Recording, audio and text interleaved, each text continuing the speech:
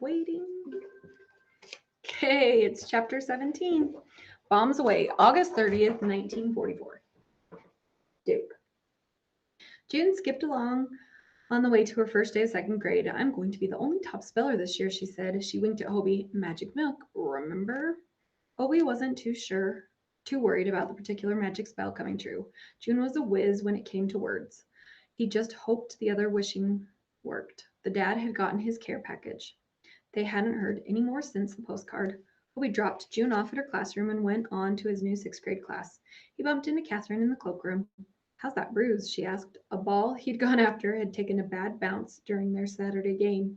I'll live, he said, rubbing his shin. Too bad Max couldn't play, Catherine said. That darn paper route? Yeah, Hobie got his things and headed into the classroom before he could say anything more about Max. He found a desk with his name on it. As soon as the final bell rang, Mr. Case began taking roll. Miss Bunch? You could hardly hear, but Doreen did answer. Here. Mr. Crane? Mr. Case continued. Here, said Preston. Mr. Case went through the entire classroom, all the way to Mr. Zagowski, who almost didn't answer because no one no one ever called him anything but Spud. Mr. Case and Mrs. Thornton might both be teachers, but that's where the similarity ends. And it wasn't just calling them Miss and Mr. In Mr. Case's class, young ladies and gentlemen would be mastering mathematics and volumizing vocabulary and doing Friday Fives. Hobie liked the sound of Friday Fives because extra credit for bringing in some current event newspaper article and talking about it for 5 minutes sounded really great. Hobie was pretty sure he was going to need every bit of help he could get in Mr. Case's class. Attention, scholars! Mr. Case pulled the cord up to roll up the world map at the front of the room. On the chalkboard, underneath the map, was a written poem. May I have a volunteer reader? He asked. Poetry, Mitch muttered. Spare me. Thank you, Mr. Case consulted the seating chart. Mr. Mitchell. Mitch looked up to the heavens. Autumn, he read. Stand to recite, please. Mr. Case motioned Mitch up. Hobie coughed so he wouldn't laugh.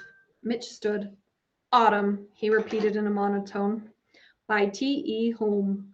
A touch of cold in the autumn night. A walk abroad.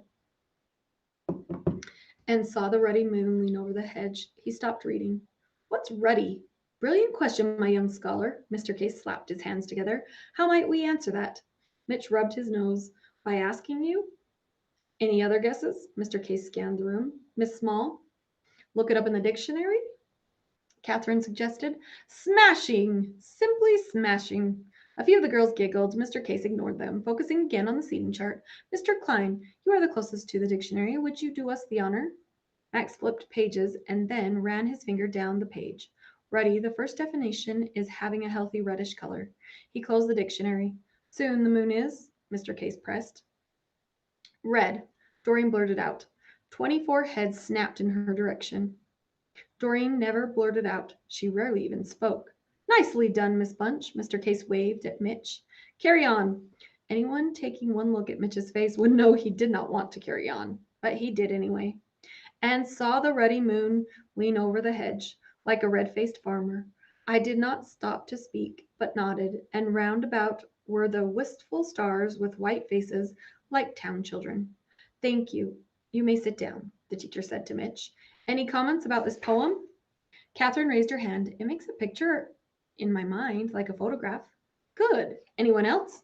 It's short, Marty offered in hesitation. That it is. Mr. Case swung his arms as if directing an orchestra, which will make it all the easier for you scholars to memorize. He smiled from ear to ear. By Monday.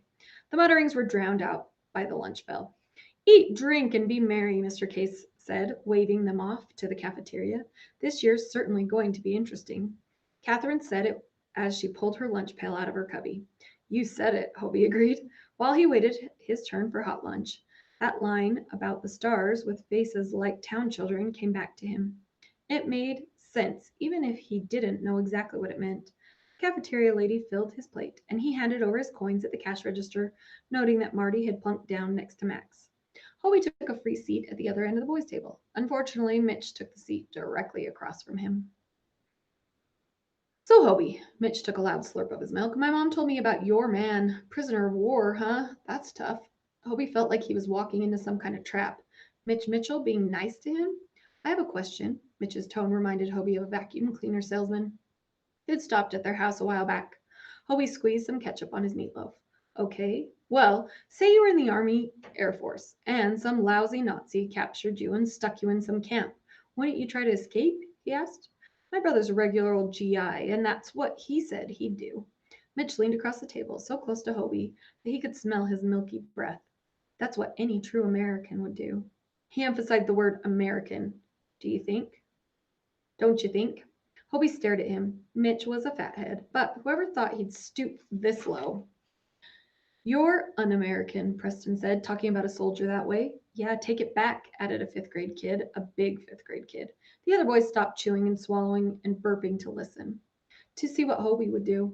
At least my dad enlisted, Hobie said. That's more than your dad did. He pushed back up on his stool and picked up his tray.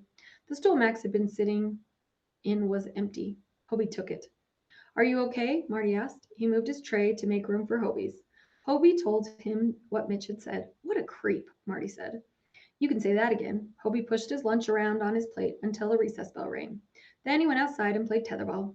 Each time the ball swung around, he imagined he was punching Mitch, not the ball. He won every single game. Walking home from school, Hobie was still as hot as he'd been at lunchtime. The only thing that simmered him down was the hope that one of these days Mitch would get what he deserved. June skipped along beside him, lips purple from the feasting on the ripe blackberries, brushing up against the sidewalk. Do you want to pick up some berries later? She asked. Mom could make a pie. I've got homework. Then Kitty and I will pick. June set her hands on her hips, and you won't get any pie. See if I care, Hobie stomped up the front steps, stopping to get the mail. He flipped through the envelopes, and there was one addressed to him from Pearl Harbor. He didn't know anybody there, and he didn't recognize the handwriting. He dropped his books on the porch and perched on the railing, and he opened it. Dear Hobie, I'm Myrna Watts, a nurse at the naval base here on Pearl Harbor. Private First Class Korf is one of my patients. He has asked me to dictate this for him. He told me all about you. You sound like a fine young man. I don't know what he would have done without Duke. Now, these words from my impatient patient. Hey there, partner. Looks like me and Duke have earned ourselves a vacation from the war. I wanted you to hear the skinny from me, not from anyone else. I owe you that. Hobie's heart tightened as he read those words, not sure he could read any further. But he had to. Had to find out. You may have heard or read about the battle on Guam. It was a scrap, let me tell you. And we're holding our own until July 27th or 28th. I kind of lost track of time. There were 4 of us scouting with a patrol, my buddy Ski and his dog, Missy, and me, and Duke. It was dark and we were deep in the jungle, bugs and vines and all kinds of things to trip you up. The enemy had been on this island a lot longer than we had. Knew every hiding place around. I swear they can hide in plain sight. After an hour or so, Missy picked up a scent and we got ourselves into a pickle. Came out with 3 prisoners and no injuries. We were feeling pretty smart about our entire situation. Then the lieutenant gave the order to march on, but Duke had other ideas. I hollered for everyone to hit the deck. The darn dog took the bullets meant for me. I tried to drag him to a foxhole and found myself with a few new holes too. When the coast was clear, the medics were Johnny on the spot. Ski tried to get Duke back to the camp to the vet, but no go. Duke was on me like a tick. The medics wanted to leave him behind, but me and Ski and Missy helped change their minds. Don't worry, Duke is going to be just fine. He gets treated like a general here, and because of him, I am treated okay too. Semper Fi, Marv. Hobie should have seen this coming. Every headline blared some battle from the Pacific, and the movies and the newsreels always showed the Marines with the worst of the jobs, first in, clean up, that sort of thing.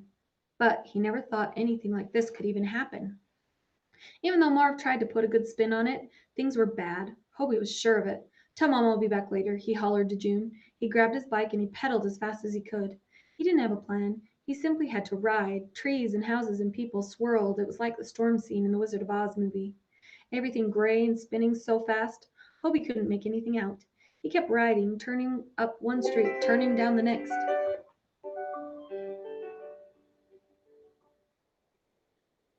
Can we pause it?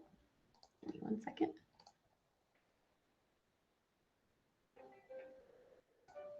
Hold on 1 second. Hello? Hi, I'm at work still. Come over here. Oh, okay. I'll call you back in 10 minutes. Yeah, call me back in 10 minutes. I'll call you back in 10 minutes. Sorry, guys. I'm back. So it's like the Wizard of Oz outside, gray, and stuff is swirling all around. Everything gray and spinning so fast, Hobie couldn't make anything out. He kept riding, turning up one street, turning down the next. Without realizing it, he found his way to Fisherman's Terminal. He slowed down, easing the bike's tires over the uneven wooden dock planks until he was at the slip where the Lily Bess was moored. Uncle Trig was topside, sanding a rail. Well, ahoy there, he called out to Hobie. Come aboard.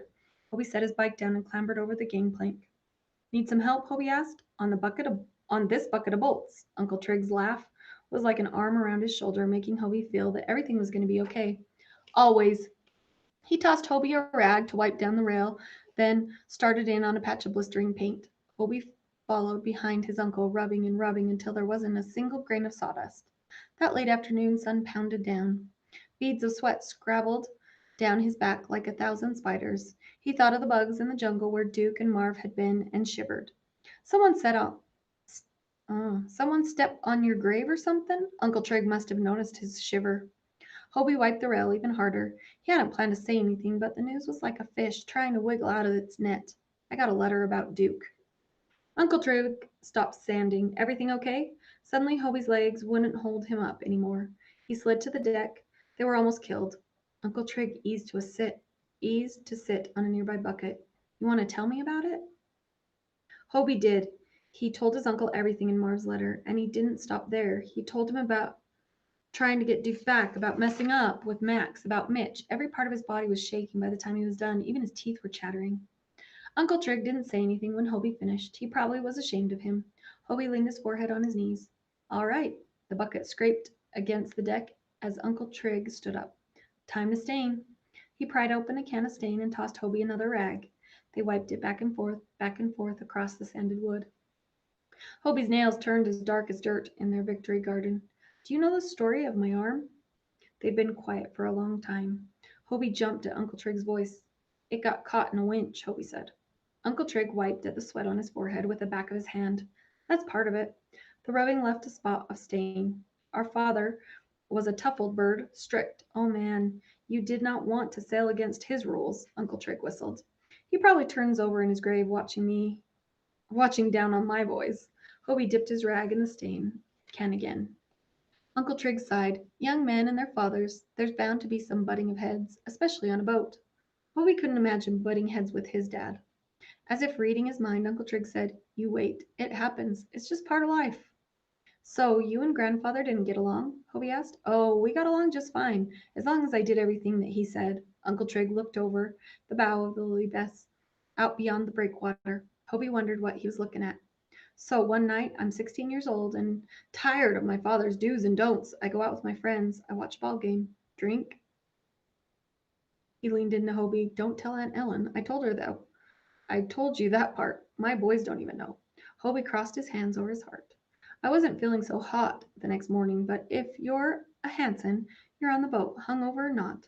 I was green as bilgewater and not thinking straight. I figured I'd rest a bit when I got aboard. So what if the ropes didn't get all rolled up just so? Uncle Trig held up his arm. I learned it the hard way, Hobie. Uncle Trig started in on the rail again. Hobie waited. Nothing more came. What did you learn the hard way? He asked. Uncle Trig rubbed the rag back and forth, coating the rail with stain. He didn't look up. My lesson, he said. Each man has his own. Hobie had never had a conversation like this with Uncle Trig before.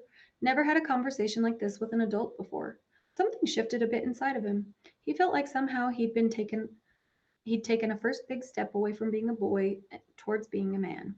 Uncle Trig rubbed the rail a few more times. I'm ready to call it a day, he said. Let's clean up, and I'll give you a ride home. Every tool had to be spotless before it could be stowed away. Finally, Uncle Trig locked up the cabin, and they climbed back across the gangplank. Hobie picked up his bike and pushed it along the dock. Hold up a second. Uncle Trig fished some coins from his pocket and bought 2 great knee-highs from the machine at the nut shed. Hobie nearly downed it in one guzzle. He was so thirsty. At the car, Uncle Trig unlocked the trunk and Hobie lifted his bike in. You did good work today, Uncle Trig told him as they both closed their car doors. Thanks. Hobie rolled down the window to let out a little of the smell of sweat and oil stain. There wasn't any conversation the rest of the way home, so Hobie had the time to think about what his uncle had said to him. What had Uncle Trig learned? Hobie wasn't sure. Hobie had never done anything quite like that before. But he sure had gotten some ropes tangled lately, especially with Max and trying to get Duke back. What would happen to Marv and Missy and those other guys if he had? He leaned back against the seat. Enlisting Duke had been the hardest thing he'd ever done, ever. It must have been It must be sort of like Uncle Trig, leaving with a bad arm because of a dumb decision. And Dad, Hobie had always thought he was brave because he was fighting the war, but maybe the bravest thing he did was leave behind the people he loved to do something he believed in. So maybe Hobie wasn't like his grandfather Hanson, steaming full of speed and through life like a giant destroyer. He was more like a little skiff bumping along against the waves. The thing is, eventually both boats reached the shore. Maybe there were different kinds of bravery. Grandfather Hanson's kind, Dad and Uncle Trig's kind, and Hobie's kind. The kind that doesn't roar. Hobie was startled when Uncle Trig said, "Here you are." They were at Hobie's house already. Uncle Trig tapped Hobie on the arm. "Next season we'll all be on the boat," he said. "You, your dad, me, and my boys. You wait and see." Hobie pulled his bike out of the trunk and waved goodbye. When Uncle Trig said a thing a guy could count on. Next season. He liked the sound of those words. Dinner smells beckoned him from the house. He hurried inside. Uncle Trig said it would be a good next season, but Hobie had a feeling he could make some things good right now. All right, guys, we'll read chapter 18 next.